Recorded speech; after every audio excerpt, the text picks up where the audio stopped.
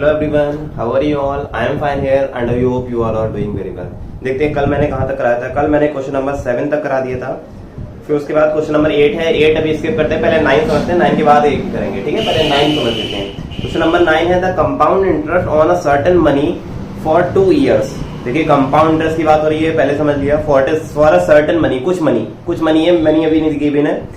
For 2 years, time है 2 years, at the rate of 10% is ₹2100। तो 2100 है क्या? ये क्या सिंपल इंटरेस्ट है? ये प्रिंसिपल अमाउंट है। देखो स्टार्टिंग में है the compound interest on a certain money is 2100। अगर बीच का ये सेंटेंस पूरा कट कर दें और ऐसे पढ़ें द कंपाउंड इंटरेस्ट और on certain money for 2 years at the rate of 10%, ये पूरा कट कर दें और यहां से पढ़े इज ₹2100। तो क्या समझ में आ रहा है? The compound interest is ₹2100। तो ये 2100 कंपाउंड इंटरेस्ट है, ध्यान रखिएगा। अब हमें निकालना है आगे क्या करा है, फाइंड द सम। सम मतलब पहले आधा क्वेश्चन पढ़ते हैं, उसमें लिखा है सम निकालना, यानी प्रिंसिपल अमाउंट निकालना। सम मतलब स्टार्टिंग में कितना था। उसने कहा है कुछ मनी पर 2100 रुपए कंपाउंड इंटरेस्ट मिल गया हमें। कुछ मनी पर 2100 रुपए कंपाउंड इंटरेस्ट मिल गया, जबकि टाइम 2 साल था और रेट कितनी थी? 10% पर एनम थी। ठीक है, तो हमें वो कुछ मनी जो था वो निकालना, फाइंड द सम, यानी प्रिंसिपल निकालनी है कि स्टार्टिंग में कितनी मनी थी, है ना।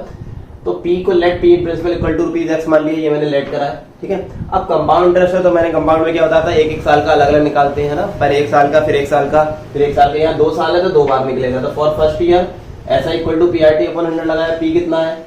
2100। R कितनी है? 10। और फर्स्ट ईयर अपने आप में कितना होगा? 1। अब मैं यहाँ 2 नहीं लगाऊंगा, चाहे आप अलग से लिखना है। T फॉर फर्स्ट ईयर अपने आप में कितना होता है? 1/100। तो यहाँ पे ये 0 से 0 कट, x/10 बचा। a निकालेंगे तो p प्लस SI होता है, a equal to p plus SI। p कितना था? x प्लस SI कितना? x/10। जब x में x/10 ऐड करेंगे तो 11x/10 आएगा। कैसे? यहाँ 1 ले लेंगे और x और 1 का एलसीएम 10 आएगा, तो 10x प्लस यहाँ 10 से मल्टीप्लाई होगी इंटू 10, तो 10x प्लस x हो जाएगा 11x हो जाएगा, तो 11x/10 आ जाएगा। ठीक है, अब इतना आ गया a। अब निकालते थे सेकंड ईयर के लिए। सेकंड ईयर के लिए p कितना है? अब ये वाला p है। r कितना है? 10%। और सेकंड ईयर अपने आप में कितना साल होता है? 1 साल होता है। तो ऐसा equal to PRT/100, 11x/10, r की जगह 10% इंटू 1, टाइम में 1/100 आ गया। ठीक है, अब ये 10 से 10 कैंसिल, 11x/10 क्या आ गया? SI। अब यहाँ से ये निकालेंगे, ये होता है p प्लस SI। p कितना था? 11x/10। SI कितना निकल के आया? 11x/100। सॉल्व किए, 10 और 100 का एलसीएम 100 आता है। यह 10 को 100 बनाने के लिए 10 से मल्टीप्लाई, तो यहाँ आ जाएगा 110, 11 10 जब 110x हो जाएगा प्लस 11x, तो हो जाएगा 121x/100। ठीक है, अब यहां तक तो आ गया समझ में। अब आप खुद सोचो, आपने x रुपीस उधार लिए थे या उधार दिए थे, उस पे कितने रुपए फाइनली 2 साल बाद बन गए? यही तो अमाउंट होता है। अगर यहाँ 100 होता और ये फाइनल निकल के आता तो अब यही तो अभी तक कुछ पिछले क्वेश्चन में कर रहे थे कि भाई x रुपीस लिए और इतने रुपीस देने पड़ेंगे। ये आपको समझ में आया?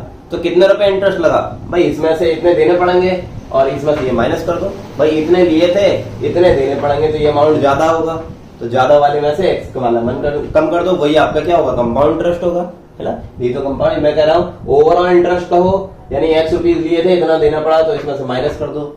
अब 121x/100 में से x माइनस कर दिया भाई, तो हमें इंटरेस्ट निकल जाएगा, यही कंपाउंड इंटरेस्ट होगा।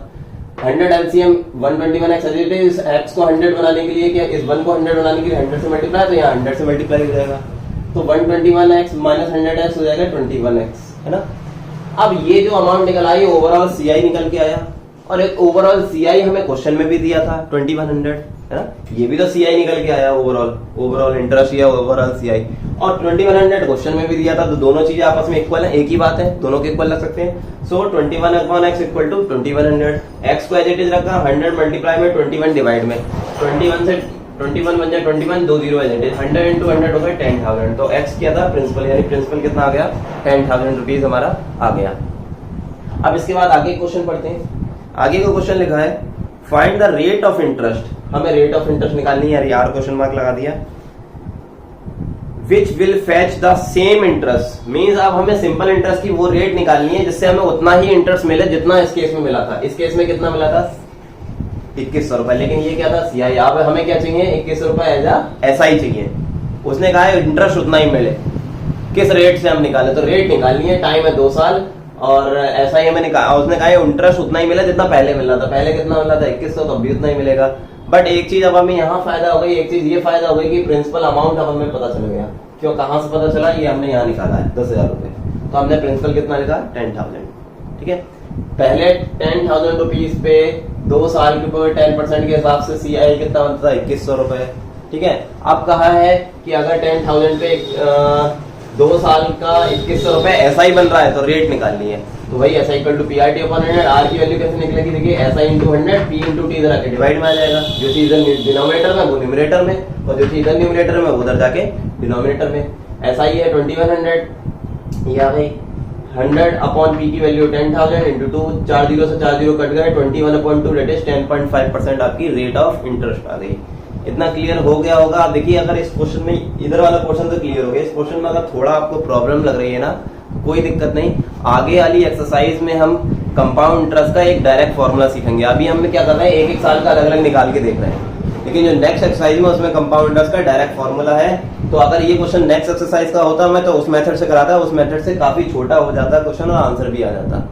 तो अब जरूर थोड़ा है कि आप कोई सा मेथड यूज करें, चाहे ये यूज करें चाहे वो यूज करें, लेकिन ये मेथड भी आपको पता होना चाहिए। तो मैंने अभी इस मेथड से कराया, आगे नेक्स्ट एक्सरसाइज में इस तरह के और क्वेश्चन आएंगे वो मैं दूसरे मेथड से कराऊंगा, ठीक है। तो अगर थोड़ा बहुत कंफ्यूजन हो रहा है तो बहुत ज्यादा परेशान मत होइए, ये हो जाएगा आपके, ठीक है। अब देखते हैं जो मैंने क्वेश्चन छुड़वाया था, क्वेश्चन नंबर 8 देखते हैं। क्वेश्चन नंबर 8 लिखा है the population of a village is increasing 10% per annum, rate है 10%। If the present population is 10,000, तो पॉपुलेशन प्रेजेंट है 10,000, what will be the population after 3 years, तो टाइम है 3 years। अब देखिए कुछ समझना है यहाँ पे। देखिए अभी तक हम कंपाउंड इंटरेस्ट, प्रिंसिपल अमाउंट ये सब किस में समझ रहे थे, रुपीज में। भाई 100 रुपए दिए 110 देने पड़े, तो वो सब कैलकुलेशन किस में हो रही थी, रुपीज में। यहाँ कैलकुलेशन रुपीज में नहीं हो रही है, नंबर ऑफ पीपल्स में हो रही है, क्योंकि पॉपुलेशन कितनी होती है, पीपल्स में होगी, नंबर ऑफ पीपल्स है ना, यहाँ रुपीज में नहीं होगी। अब आपको सर ए से डिनोट कर रहे हैं, ए क्या अमाउंट है, ए की फुल फॉर्म तो अमाउंट ही होती है, ए स्टैंड्स फॉर अमाउंट, है ना।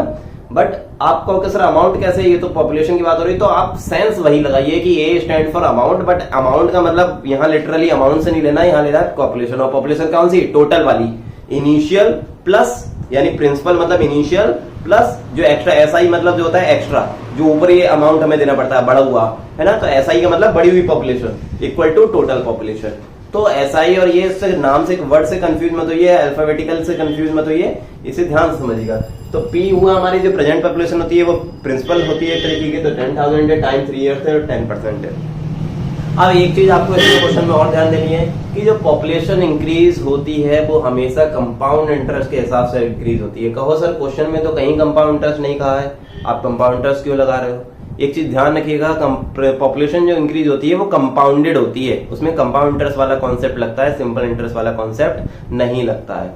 तो 3 साल है कंपाउंडेड एनुअली, ये मैंने लिखा हुआ है, ये क्वेश्चन में नहीं लिखा है, मैंने अपनी तरफ से समझाने के लिए लिखा है कि ये CI लगेगा, इसमें SI नहीं लगेगा। तो 3 साल है तो एक साल की अलग निकालेंगे, for first year, for second year, for third year, ठीक है। तो पहले के लिए प्रिंसिपल कितना है 10,000, R है 10%, पहला साल अपने आप में 1 होता है, तो ऐसा equal to PRT upon 100, 10,000 into 10 into 1 upon 100 that is 1,000। अब यहाँ का रुपीज नहीं लगाएंगे, है ना।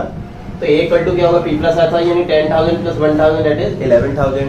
For second year P 11,000, R है 10%, टाइम फिर से 1 ईयर है, ठीक है। ऐसा equal to PRT upon 100, P है 11,000, 10 इंटू 1 अपॉन 100, 0 0 से कैंसिल, तो आ गया 1100, है ना, 1100 आ गया। नेक्स्ट है equal to P plus SI, 11,000 principal है 11,000, ये देखिए यहाँ का ये आ गया प्रिंसिपल 11,000 इसका, और A कितना है, SI कितना है 1100, तो 12100 आपका आंसर आ गया। ऐसे फॉर थर्ड ईयर निकालेंगे, थर्ड ईयर के लिए ये अमाउंट ये क्या बन जाएगा, ये प्रिंसिपल बन जाएगा, रेट वही 10%, और थर्ड ईयर अपने आप में कितना साल होता है, 1 साल होता है। तो वही PRT अपॉन P है 12100 इंटू 10 इंटू 100, 0 0 कैंसिल, तो 12110 आ गया। अब एज A इक्वल टू क्या था, P प्लस SI, P है 12100 प्लस 1210, इनको ऐड करेंगे तो 13310 आ जाएगा। तो 3 साल के बाद फाइनल आपको पॉपुलेशन कितनी मिली, 13,310। जो 10,000 थी पॉपुलेशन वो 3 साल बाद इतनी बन गई। किस हिसाब से, पॉपुलेशन किस हिसाब से, क्या वो तो आपको पता है होनी चाहिए, पॉपुलेशन हमेशा कंपाउंड इंटरेस्ट के हिसाब से बढ़ती है। तो population after 3 years equal to 13,310, इस तरीके से आंसर आ गया। आई होप आपको इतना सब क्लियर हो गया होगा।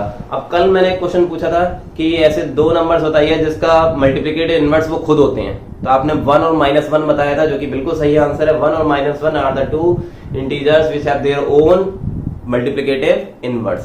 मींस कैसे, 1 है, 1 का रेसिप्रोकल करोगे तो ये 1 को उल्टा करोगे, 1 का रेसिप्रोकल क्या होता है, 1 के अपॉन में कुछ नहीं है तो क्या है, 1 है। और 1 का रेसिप्रोकल फिर 1/1 आ जाएगा।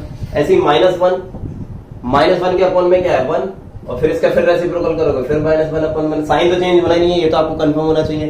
साइन प्लस का होगा तो प्लस लगता है, माइनस का होगा तो माइनस ही लगता है। किसमें? मल्टीप्लिकेटिव इनवर्स में। तो देखो माइनस का माइनस रहेगा, 1 का उल्टा आप ये चाहे ऊपर नीचे कर दो तो -1 का -1 ही रहेगा, +1 का +1 ही रहेगा। ऐसे में तो -1 और +1 दो ऐसे नंबर्स होते हैं जिनका मल्टीप्लिकेटिव इनवर्स वो खुद ही होते हैं। अब आज का आपको क्वेश्चन ये है, you have to find out the absolute value of -2/9। Absolute value of -2/9।